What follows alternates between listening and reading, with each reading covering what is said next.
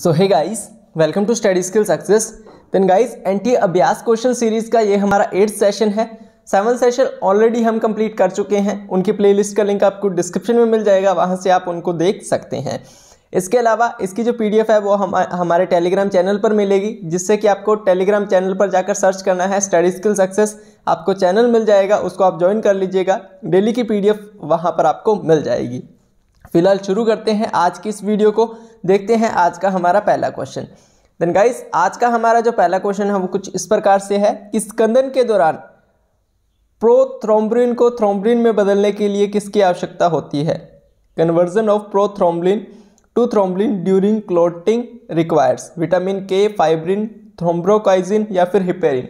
यार, इन सेशंस को लेकर काफ़ी ज़्यादा स्ट्रगल मुझे ना करना पड़ रहा है। पता नहीं क्यों पीपीटी बनाता हूँ बट कुछ एरर की वजह से वो मिस हो जाती है, पता नहीं कहाँ चली जाती है।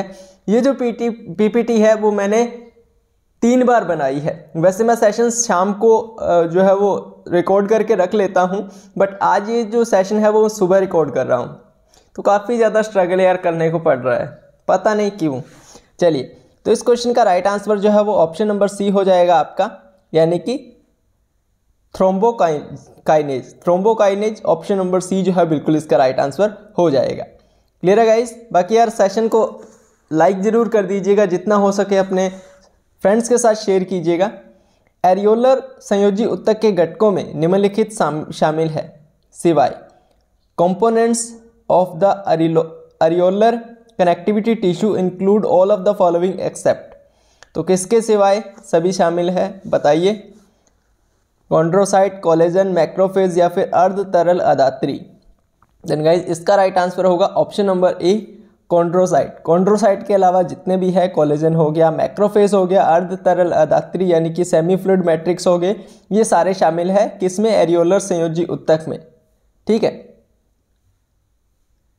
चलिए नेक्स्ट क्वेश्चन। नेक्स्ट है आंतरिक रक्तस्राव, पेशीय पीड़ा, आंतर की नलिका में रुकावट और अरक्तता डैश के संक्रमण के कारण होने वाले कुछ लक्षण हैं। Internal bleeding, muscular pain, blockage of the intestinal passage and anaemia are some of the symptoms caused due to infection by. तो किसकी वजह से होते हैं ये आपको बताना है।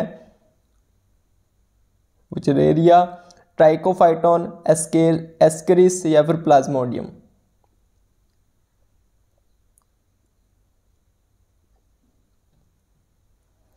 इसका राइट आंसर होगा option number C, Ascaris. Ascaris जो है बिल्कुल इसका राइट ऑप्शन हो जाएगा। ठीक है गाइस, चलिए अगला प्रश्न। अगला प्रश्न है निम्नलिखित में से किस संघ के सदस्य विशेष रूप से समुद्री होते हैं? The member of which of the following phyla are exclusively marine? Arthropoda, echinodermata, annelida या फिर मोलस्का। तो गाइज, इस क्वेश्चन का राइट आंसर होगा आपका option number B, Echinodermata. Echinodermata जो है बिल्कुल इसका राइट ऑप्शन हो जाएगा, यानी कि ऑप्शन नंबर बी। ठीक है गाइज, चलिए अगला प्रश्न। मानवकरण के संदर्भ में निम्नलिखित में से गलत युग्म का चयन कीजिए। Choose the incorrect pair from the following with reference to the human ear. Incorrect statement को आपको चुनना है कि इनमें से कौन सी होगी गलत युग्म। क्वेश्चन नंबर 46 का। Then guys, option number A जो है जिसमें दिया गया है मैलियस इनकरोस्टेपिस, ये कान की अस्थिल रूपरेखा प्रदान करती है, तो ये बिल्कुल ही गलत हो जाएगा। ऑप्शन नंबर ए हमारा जो है वो गलत है, बाकी सारे के सारे सही हैं। चलिए नेक्स्ट। निम्न में से कौन सा उपांगीय कंकाल का एक भाग है? Which of this is a part of the appendicular skeleton?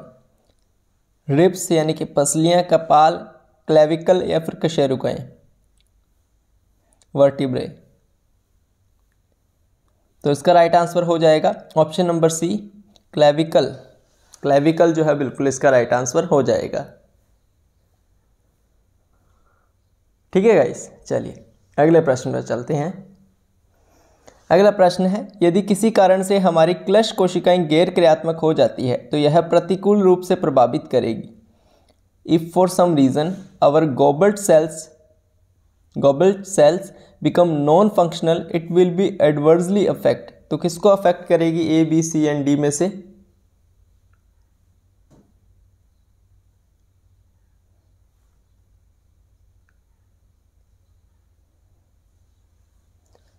तो गाइज ये अफेक्ट करेगी जो आंतर के नीचे खाद्य की सहज गति होती है उसे, जो स्मूथ मूवमेंट होती है of food down the intestine उसे जो है वो प्रभावित करेगी, उसे जो है वो इफेक्ट करेगी।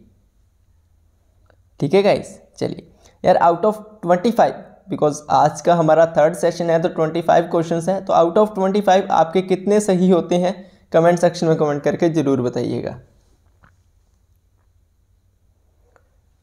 नेक्स्ट है हार्डी वेनबर्ग सिद्धांत के बारे में गलत कथन का चयन कीजिए।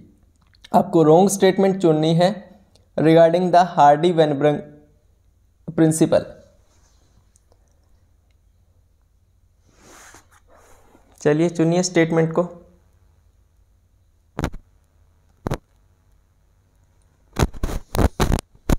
तो गाइस इस क्वेश्चन का राइट आंसर आपका ऑप्शन नंबर डी हो जाएगा। आनुवंशिक पुनर्योजन हार्डी वेनबर्ग संतुलन बनाए रखने में मदद करता है। तो ये बिल्कुल ही गलत है। बोला गया है कि genetic recombination helps in maintaining the Hardy Weinberg equilibrium.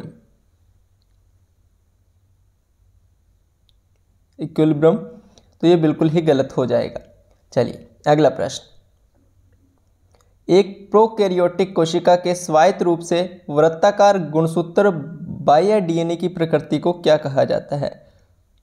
Autonomously replicating circular extra chromosomal DNA of a prokaryotic cell is called satellite DNA, plasmid, nucleotide या फिर रिकॉम्बिनेंट डीएनए। तो यार इसको हम बोलेंगे option number B, plasmid. Plasmid जो है बिल्कुल इसका राइट ऑप्शन हो जाएगा, ऑप्शन नंबर बी। चलिए अगला प्रश्न। वासा रेक्टा अनुपस्थित या अत्यधिक कम किसमें होता है? वासा रेक्टा आर एब्सेंट और हाईली रिड्यूस्ड इन।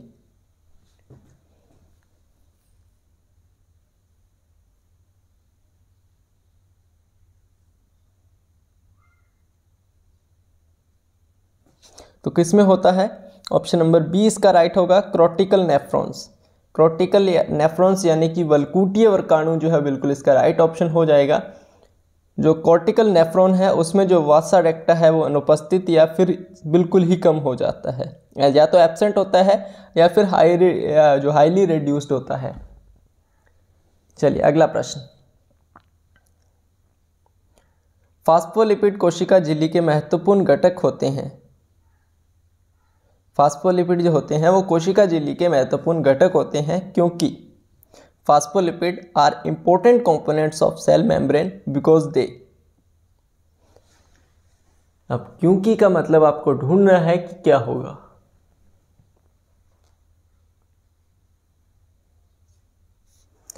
क्योंकि option number C is right, जल के साथ अंतराप्रस्थ कर सकने वाली एक स्तरित संरचना को ये निर्मित करते हैं। ठीक है गाइस, चलिए अगला प्रश्न। एक सूत्रकृमि के प्रतिरोधक तंबाकू पौधे को डीएनए के प्रवेश द्वारा विकसित किया गया जो परपोषी कोशिकाओं में उत्पन्न करता है। Tobacco plants resistant to a nematode have been developed by the introduction of DNA that produced in the host cells. A, B, C and D में से कौन सा राइट होगा? Then guys option number A is right, both sense and anti sense RNA, अर्ध और प्रति अर्ध RNA दोनों। चलिए अगला प्रश्न देखते हैं। नेक्स्ट क्वेश्चन इज, अब नीचे आपको एक केमिकल फॉर्मूला दिया गया है, रासायनिक सूत्र दिया गया है। ये रासायनिक सूत्र केमिकल फॉर्मूला जो है वो किसका है ये आपको बताना है। पॉल्मिटिक एसिड, सेटेरिक एसिड, ग्लिसरॉल या फिर ग्लैक्टोज। देन गाइज ये जो है वो पॉलिम्टिक अम्ल यानी कि पॉलिम्टिक एसिड जो है बिल्कुल इसका राइट ऑप्शन होगा, ऑप्शन नंबर ए। ठीक है, चलिए अगला प्रश्न। प्रति मिनट 72 हृदय स्पंदन और 50 ml प्रवाह आयतन वाले व्यक्ति का हृदय निकास क्या होगा? आपको बताना है what would be the cardiac output of a person having 72 heartbeats per minute and a stroke volume of 50 ml?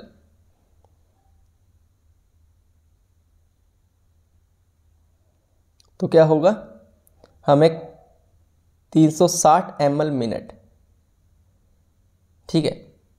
हमें क्या करना है? हमें करना है इन दोनों को गुना 722 इंटू 50 आप कर देंगे तो 3600 मिलीमीटर मिनट आपको आंसर मिलेगा। चलिए अगला प्रश्न। मानव जनन के बारे में गलत कथन का पता लगाइए। आपको फाइंड करनी है incorrect statement about human reproduction. Human reproduction के रिस्पेक्ट में आपको इनकरेक्ट स्टेटमेंट को जो है वो चूज करना है कि कौन सी होगी। तो इस प्रकार के लेंथी क्वेश्चंस आते हैं, उसके लिए आप वीडियो को पॉज कर लीजिएगा और जितना टाइम आप मिनिमम ले सको उतना टाइम लीजिए और इस क्वेश्चन को अटेम्प्ट कीजिए। चलिए बाकी इस क्वेश्चन का जो राइट आंसर है ऑप्शन नंबर बी होगा। बी में बोला गया है प्राथमिक अंडाणु अर्धसूत्री विभाजन को अर्धसूत्री विभाजन फर्स्ट को पूरा करता है जब शुक्राणु प्राथमिक अंडाणु के कोशिका द्रव्य में प्रवेश करता है। बोला गया है primary oocyte complete meiosis first when sperm enters the cytoplasm of the primary oocyte. तो ये बिल्कुल ही गलत स्टेटमेंट है, ऑप्शन बी हमारा बिल्कुल गलत हो जाएगा। चलिए नेक्स्ट क्वेश्चन। प्रतिरक्षी जो एंटीजन की सबसे बड़ी संख्या को बांध सकते हैं डैश होते हैं, जबकि प्रतिरक्षी जो आकार में सबसे छोटा होता है डैश है। अब आपको उस स्टेटमेंट को चुनना है जो कि इन दोनों कॉलम्स में फिल होगी। The antibodies that can bind the largest number of antigens is dash while the antibody that is smallest in size is dash. Choose the option that correctly fills in the blanks. Then option number D इसका बिल्कुल right होगा। अगर हम इसे फिर से पढ़ें तो ये ऐसे होगा कि the antibodies that can bind the largest number of antigens is IgM while the antibodies that is smallest in size is IgG. चलिए अगला प्रश्न। रक्तस्राव के समय वृद्धि और रक्त स्कंदन में विलंब संभवतः किस हार्मोन की कमी के कारण हो सकता है? An increase in bleeding time and delay in blood coagulation can possibly be due to deficiency of which hormone? Thyroxine, adrenaline, noradrenaline या फिर parathormone? Then guys option number D is right. Parathormone जो है बिल्कुल इसका right option हो जाएगा। चलिए अगला प्रश्न। वह परिघटना जो डार्विन के सिद्धांत का भाग नहीं है। The phenomenon that is not part of Darwin was योग्यतम की उत्तरजीविता, survival of the fittest, arrival of the fittest, branching, descent या फिर स्ट्रगल फॉर एक्सिस्टेंस। तो कौन सा है जो डार्विन के सिद्धांत का भाग नहीं है? तो योग्यतम का आगमन, अराइवल ऑफ द फिटेस्ट जो है वो डार्विन के सिद्धांत का भाग नहीं है। बाकी सारे जितने भी हैं वो डार्विन के सिद्धांत का भाग है। प्रिंसिपल ऑफ डार्विन को थ्योरी है उनके भाग हैं। चलिए अगला प्रश्न। निम्नलिखित में से किसका उपयोग एक प्राणी कोशिका में एक वांछनीय जीन देने के लिए किया जाता है? मैं जल्दी इसलिए कर रहा हूं ताकि कम समय में ज़्यादा कंटेंट्स आपको मिल सके। Which of the following is use to deliver a desirable gene into an animal cells? Disarmed retrovirus, disarmed agrobacterium, disarmed E coli या फिर both A and C? Then इसका राइट आंसर होगा option number A, disarmed retrovirus. निर्बल retrovirus जो है बिल्कुल इसका right option हो जाएगा। चलिए अगले प्रश्न को देखते हैं। नेक्स्ट, टैपेटम किसके पोषण के लिए उत्तरदायी है? The tapetum is responsible for the nourishment of egg apparatus, egg embryo या फिर पॉलेंस। तो किसके लिए उत्तरदायी है? तो ऑप्शन नंबर डी हमारा राइट होगा, पराग यानी कि पॉलेंस। देन आज का सेकंड लास्ट क्वेश्चन जो कि है कि दिए गए कथनों में से वर्णांधता के संबंध में कौन सा सही नहीं है? विच of the given statement is not correct regarding colour blindness. अच्छा, कलर ब्लाइंडनेस में जो ये कलर ब्लाइंडनेस जो डिजीज़ होती है, इसमें किस रंग को पहचानने में व्यक्ति को जो है वो कठिनता होती है, कमेंट में बताइएगा। फिलहाल इसका right answer option number C है, नर लक्षण के वाहक हो सकते हैं। Males can be carriers of the red red, यानी दोनों हो सकते हैं यार, मेल एंड फीमेल, तो ये हमारा गलत हो जाएगा, नर और मादा दोनों हो सकते हैं। चलिए लास्ट क्वेश्चन, आपको मैच द फॉलोइंग कॉलम्स दिए गए हैं, इधर आपको ऑप्शंस दिए गए हैं, मैच कीजिएगा और ऑप्शन कीजिएगा। इस टाइप के क्वेश्चंस को मैंने बताया कि पॉज कीजिए और आराम से अटैम्प्ट कीजिए। फिलहाल इसका आंसर मैं आपको बता देता हूँ, ऑप्शन नंबर बी हमारा बिल्कुल राइट हो जाएगा, यानी कि फर्स्ट बाइनरी फिशन का जो मैच है वो हमारा होगा एमोबिया के साथ, जोस्पोर का जो मैच है वो होगा एल्गी के साथ, कोनिडिडम का जो मैच होगा वो होगा आपका पेंसिलियम के साथ, बर्डिंग का जो मैच होगा वो होगा हाइड्रा के साथ, और गेमल्स का मैच होगा वो होगा आपका स्पॉन्ज के साथ। ठीक है गाइस, सो ये था आज का आपका सेशन। उम्मीद करता हूँ सेशन आप सभी को पसंद आया होगा। देन अगर सेशन पसंद आया है तो सेशन को लाइक जरूर कीजिएगा, चैनल पर नए चैनल को सब्सक्राइब करके बेल आइकन को प्रेस कर लीजिएगा ताकि इसी प्रकार के इंपॉर्टेंट वीडियोस आपको आगे भी चैनल पर मिल सके। बाकी मिलते हैं नेक्स्ट वीडियो में, तब तक के लिए good luck and have a nice day.